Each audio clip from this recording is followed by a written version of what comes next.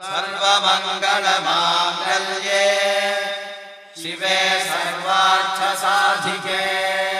जी हाँ दोस्तों, जैसा कि आप सब जानते हैं कि शादी विवाह का सीजन शुरू हो चुका है और इस सीजन में कितनों के घर बसते हैं तो वहीं ना जाने कितने आशिकों के दिल टूटते हैं। तो हम आपके लिए लेके आए हैं एक ऐसे ही टूटे हुए दिल की दास्तां, एक भड़के हुए आशिक की कहानी। सुपरस्टार खेसारी लाल यादव और खुशबू तिवारी केटी की जुबानी। तो आइए सुनते हैं।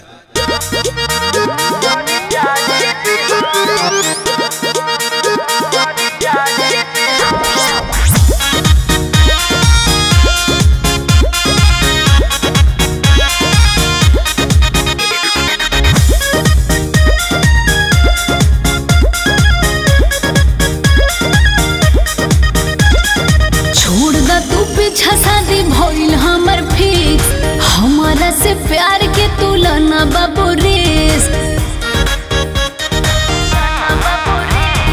छोड़ दा तू पीछा, शादी भइल हमर फिक्स, हमारा से प्यार के तुलना बाबू रेस।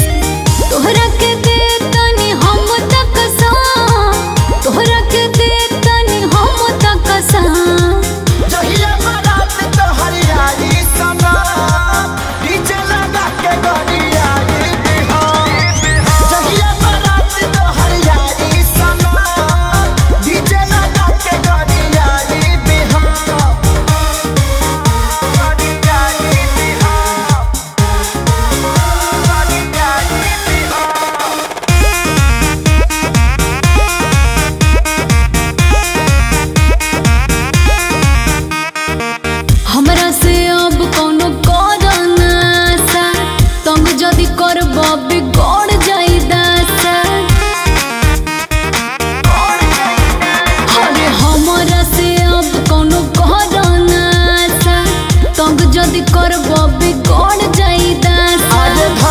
से तोहरा बहमना डराई बहो कैलू कर तू जौन हमारा से सबके बताई बहो।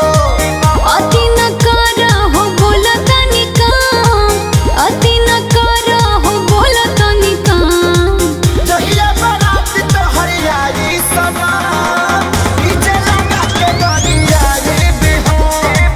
जहिया बारात तोहर आई सना डीजे लगा के गरिया रे बिहो।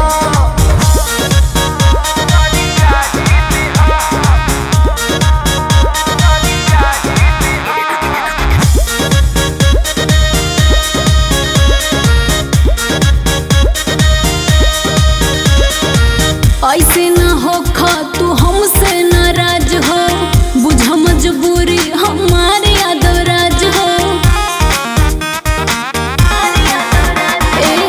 ऐसे न हो खा तू हमसे नाराज हो, बुझा मजबूरी हमारे यादवराज हो। अरे मंगिया तोहारी सुना जा नया बता टिकाए न दे, शुभ लाभ तहरा दुआरी पर हम तो लिखाए न दे। सोनू खेसारी